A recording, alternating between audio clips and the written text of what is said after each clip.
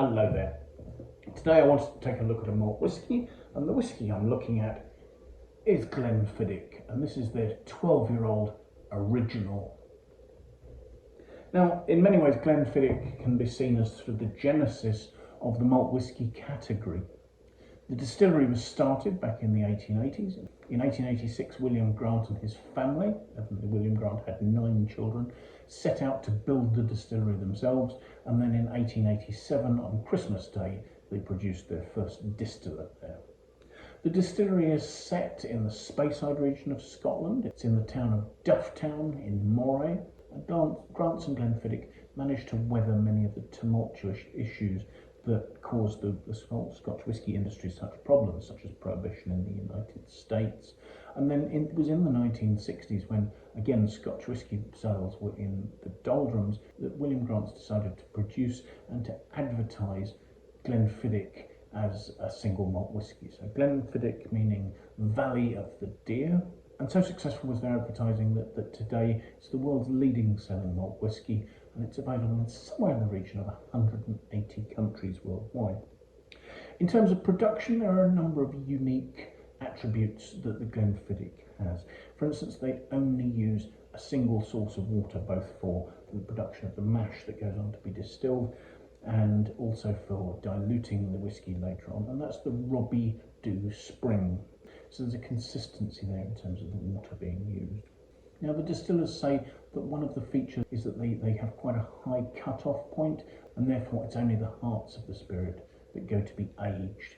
Aging for this whisky will go on for at least 12 years, and that will happen both in Spanish sherry casks that have held Oloroso, so the richer, dark, oxidised style of sherry. Those will be French oak casks, and the Oloroso notes will add a richness, a roundness, and possibly a sweetness.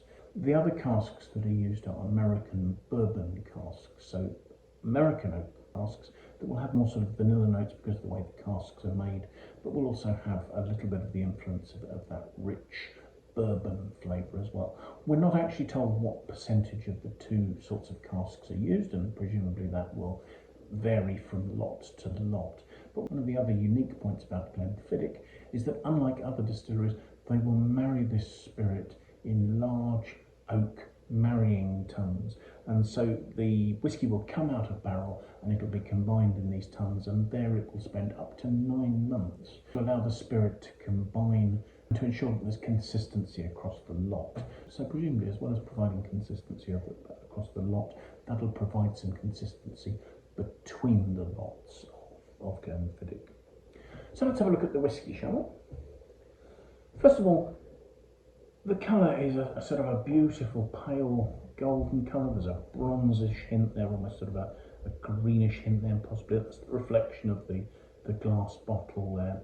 I've already popped a tiny amount of water in this, just to sort of help release the surface tension. This is a whisky that's bottled at 40%. As I swirl it, there's still plenty of alcoholic strength. You'll see it's clinging to the glass, it's forming tears quite readily. So I wouldn't put too much water in there, but just to release the aromas, it does help to use a tiny amount of water, particularly when sort of nosing the whisky. So, on the aromas, I was really quite interested to see the producers suggest that there are aromas of pear. Maybe it's auto-suggestion, but there is quite a vivid pear note. And pears are often associated with estery aromas, and certainly you can see that. But there's almost a sort of a vivid pear core note coming through there. But then there are richer notes as well. There is that sort of cedary vanilla note coming from the oak. There's almost a gingery spice note in there. And then there's a richness as well, and maybe that sort of notes of sherry, but as well as pear, there's almost a sort of a rich peach note there. Almost syrupy with a hint of sweetness just on the aromas. So let's have a taste.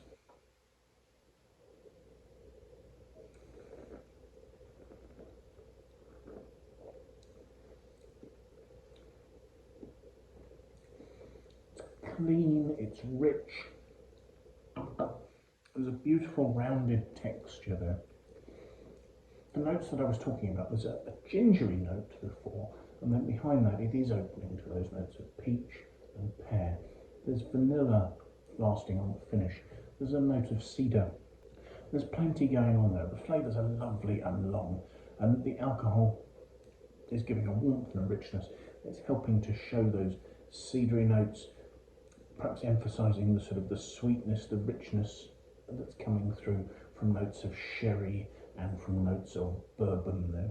So you're being left with notes of vanilla and cedar. I suppose also sort of a hint of butterscotch. Flavours are not lasting very nicely, but there's an elegance to them.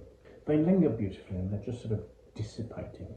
I had a look at the winesearcher aggregated critic score for this, and it scores 88 out of 100, which I think might just be on the shy side of where I think that this deserves to be. I would probably have put this as an 89, but it's not that far out from my assessment.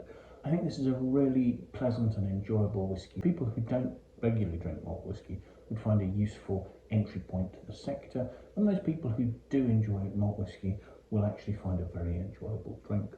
There may not be a lot of challenging flavours, there's not a huge peatiness or anything like that, but there is a good depth and intensity of oak characters, there's a fruitiness. It's not a whisky that has a sort of simple one-dimensional style. I actually think that that's really quite enjoyable. So thank you so much for joining us. I do hope you've found the tasting of interest. If you have, do please press the like button. If you'd like to watch more of these tastings, it would be fantastic if you'd sign up and subscribe to my YouTube channel. If you have any comments, please pop those in the comments box below. It would be great to hear what you think about the products we're looking at, the tastings we're doing, or anything else that relates to that. If you have any friends you think might like to watch the video, do please feel free to pass it on to them. We'd really appreciate your help in that way. I will leave a link to the winesearcher webpage for this edition of Glenfiddich, so you can find out what it costs, where it's available near you, and any other background detail that's available there about the product, the reviews that it's received, and that sort of thing. So thank you so much for watching, and I do hope you'll manage to make some time and come and join us for another tasting in the very near future. Until then, bye for now.